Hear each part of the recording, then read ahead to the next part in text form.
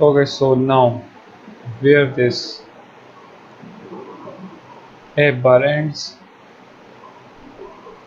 let's scroll down. Okay, after this, right here we will say body, and inside this body we will say safe area, and inside this safe area widget we will create a child and then a padding, and inside here the padding will be const h insert store only.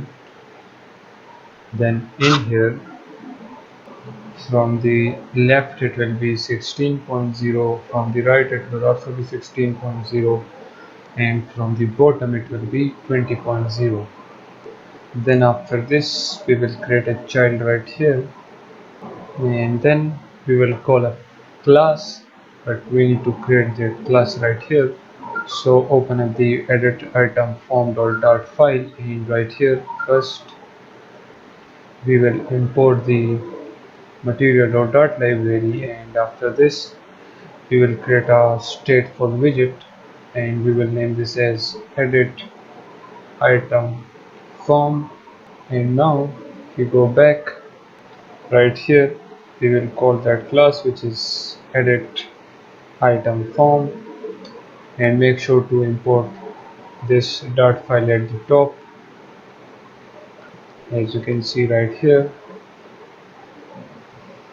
And then inside here we will pass the document ID and the title description, and also we will pass the current title and the current description from here to the edit item form class, so which is this one. So just type all of this, and once you type it, then come to the edit item form.dart file right here at the top. First remove that, then we will type final focus node will be equals to title focus node, the focus node will be equals to description focus node. Then we have this three strings which is current title, current description, and the document ID. And then after this right here we will type const edit item form round brackets, curly brackets, and then a semicolon right here. And in here we will say require this dot title focus node, then the description, then the current title, the current description, and then the document ID.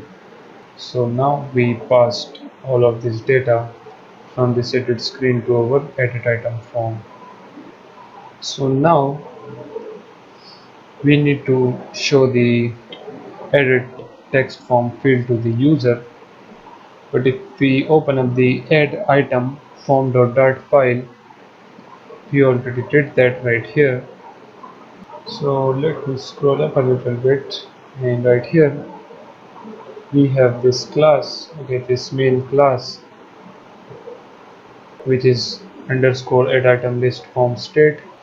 So we need to minimize this one. Okay, so minimize it, copy this whole class from here, then you can again maximize it if you want, and then get back to the edit item form.dart file, then minimize this class and remove it, and then paste that copied class right here.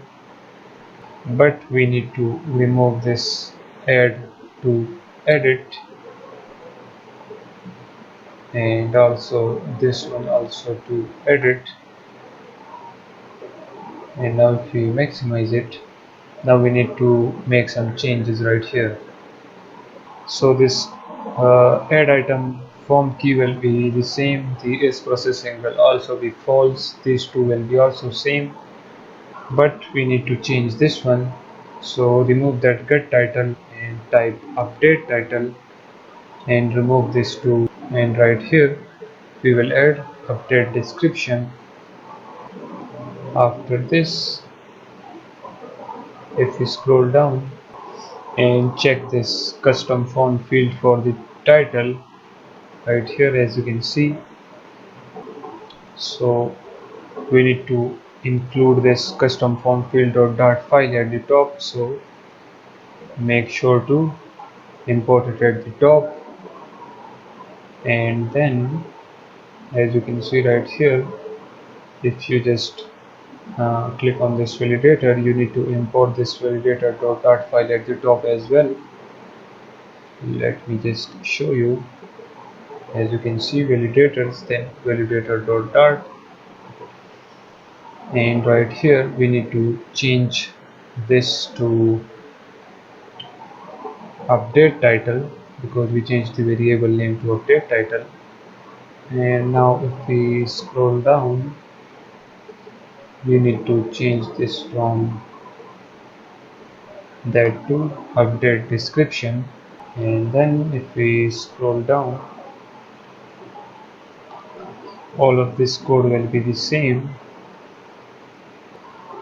but right here we need to import the database.dart file. Let's just go back to the edit screen and copy it from here, and just remove this and paste it at the top. And now if you scroll down, where is it? Now as you can see, the error is now gone. And also we need to change this from get title to update title, and this one to update description. And then right here we need to change this add to update data, and that's it. And also we need to change the function name from add item to, let me just check the function name, where is it? Okay, as you can see, it is update item. So right here we need to type that function name, which is update item. Okay, and one thing we need to add right here is the doc id, so type doc id, and then we will type widget dot document id, and that's it. So our update item is completed as well. Let me check the database. We click on items, so now we have only 3 items. Okay,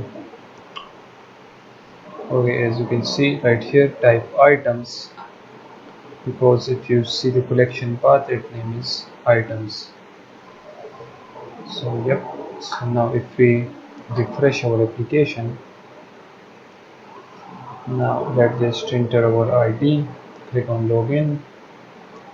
Now we want to change this cycling time, so right here I will type cycling time, then I will type go to park at 12 p.m.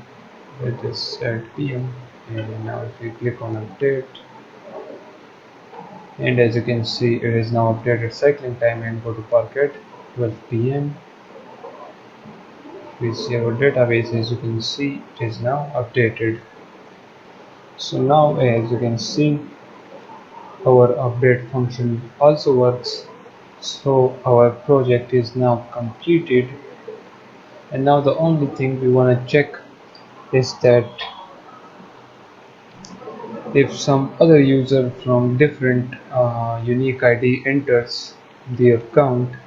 So for example, a user by the unique ID of 8987654, if he logins, then as you can see, it didn't show anything. So let's just add a note right here. Let us say family time, and then family time only on weekends. So if we click on this add data, as you can see, we have this family time title and the description. And also now if we check our database,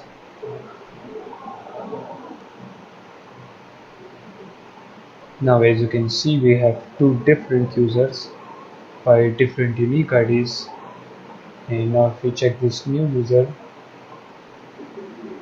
as you can see, it is only one node. and now let's just refresh the application, and now let's just log in by our own ID. So we click on login, and as you can see we are in our own account, as you can see. So our application is completed.